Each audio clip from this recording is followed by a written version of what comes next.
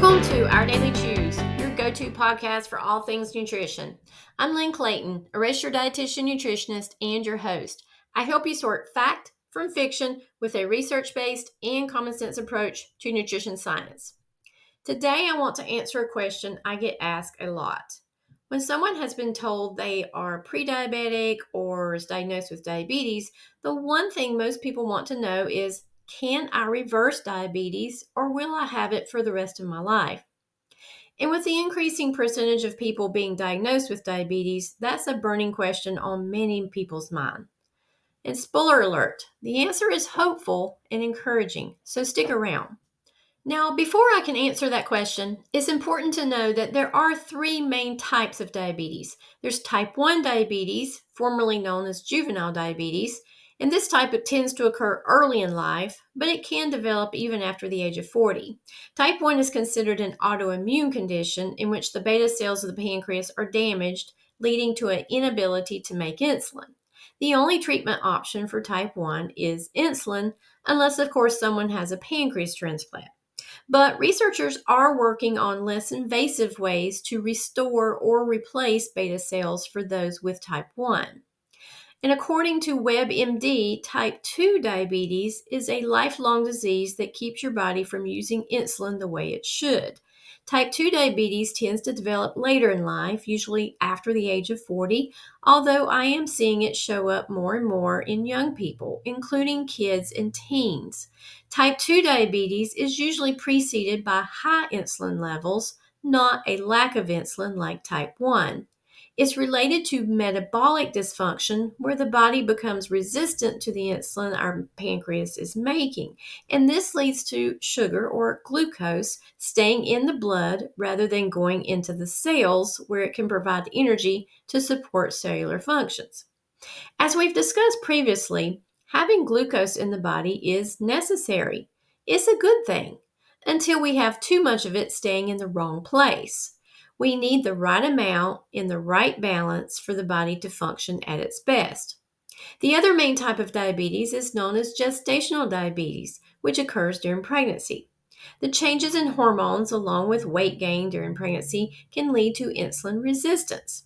Sometimes the pancreas can compensate by producing more insulin, but when it can't, blood sugar levels rise and gestational diabetes is diagnosed. If well controlled, things will usually return to normal after the baby is born. But it does increase the risk of developing type 2 diabetes later in life for the mother and the baby. Since we're focusing on type 2 diabetes, which is the most preventable, I want to start by understanding what we mean by metabolic dysfunction. Think of your metabolism as a finely tuned engine. When it's running smoothly, your body efficiently uses nutrients for energy, and your blood sugar levels stay within a healthy range. However, various factors can throw a wrench into this system, leading to metabolic dysfunction, which often precedes the development of type 2 diabetes. So let's break it down and understand the factors that leads to diabetes and discover how we can turn the tide on this metabolic disorder. I want to start by looking at some factors that contribute to metabolic dysfunction. First one is nutrient deficiencies. Think of nutrients as the fuel for your body's engine. When you're deficient in essential nutrients like magnesium, vitamin D, and chromium, it's like running your car on empty. Research shows that magnesium plays a vital role in insulin sensitivity and glucose control, and low magnesium levels are linked to insulin resistance and higher diabetes risk. The trace mineral chromium helps increase insulin sensitivity. Low vitamin D levels have been associated with a higher risk of diabetes. Vitamin D, also known as the sunshine vitamin, acts like a hormone in your body and is important for glucose regulation and immune function. It's hard to get sufficient vitamin D from diet, so getting 20 to 30 minutes of good sun exposure each day can help.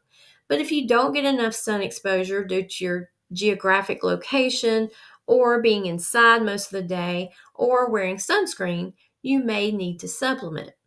Even for some people that do get plenty of sun, their body can't convert sunshine to the active form of vitamin D, known as vitamin D3. And this can be related to kidney or liver issues, obesity, or taking certain medications. You can always ask your doctor to check your vitamin D level to be sure. Another common factor is excess body fat. Carrying excess body fat, particularly around the abdomen, can be compared to overloading your engine.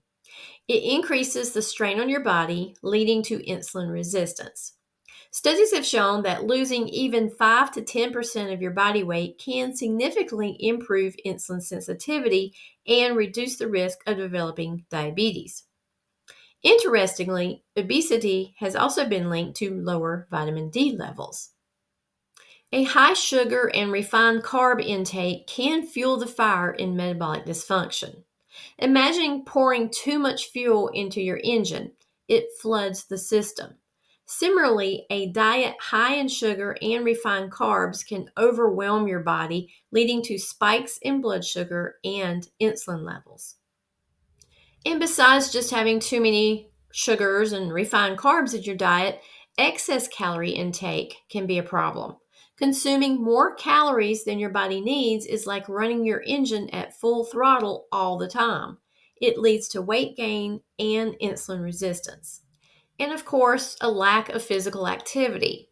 An idle engine starts to rust and lose efficiency. Similarly, a sedentary lifestyle can lead to metabolic dysfunction. Regular physical activity helps improve insulin sensitivity and lowers blood sugar levels. And we can't leave out stress. High stress levels can be a problem. Chronic stress is like running your engine without oil. It leads to increased cortisol levels, which can cause blood sugar spikes and lead to insulin resistance. Sleep.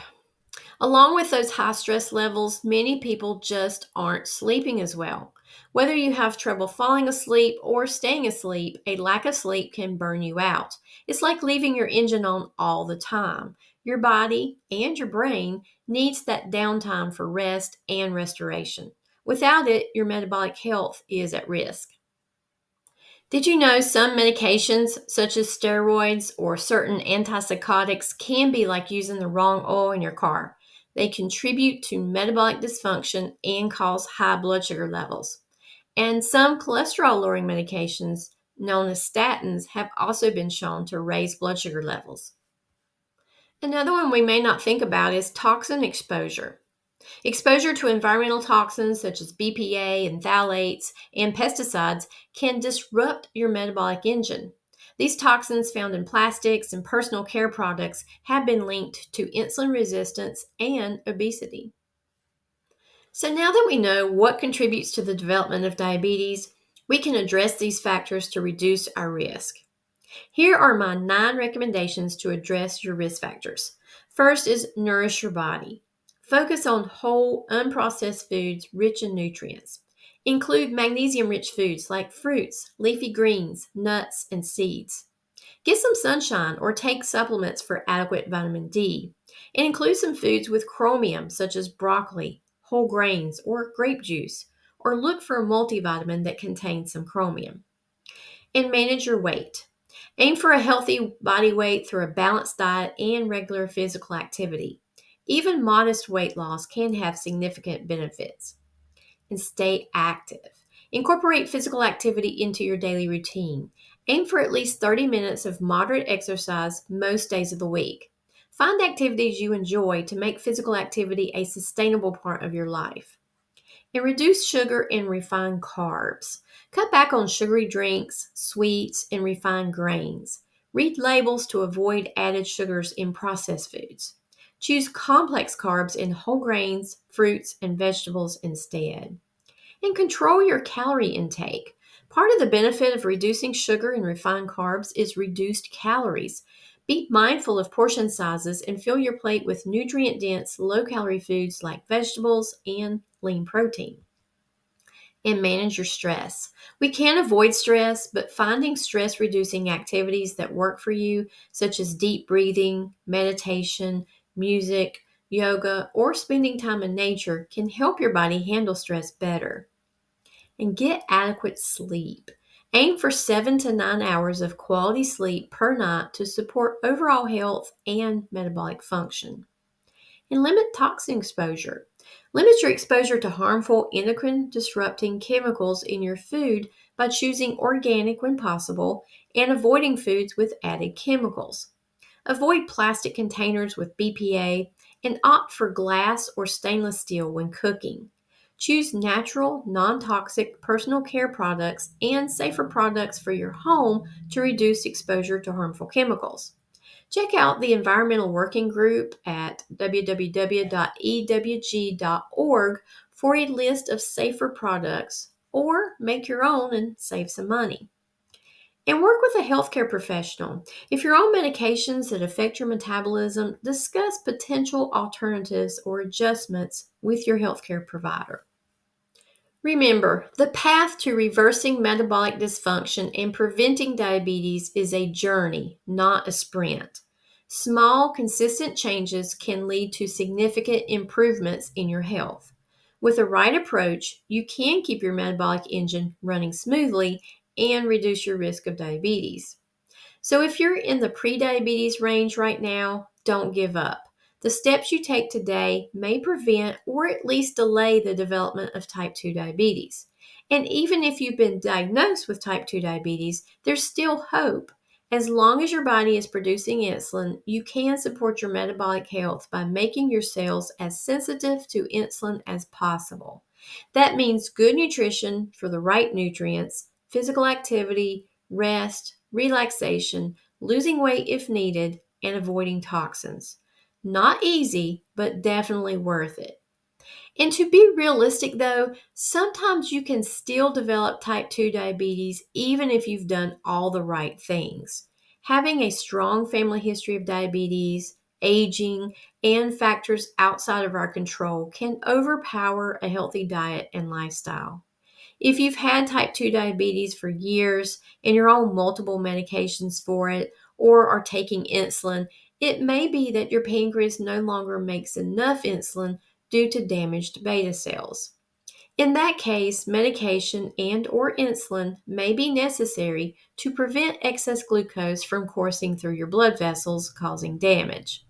That's when it's vital to work with a qualified healthcare provider and diabetes educator to get the best diabetes control possible. So, in conclusion, reversing diabetes is not just a dream. For many, it's an achievable reality.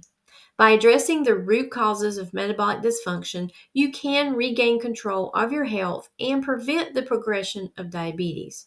Remember, it's never too late to make positive changes. Your body is resilient, and with the right support, it can heal and thrive.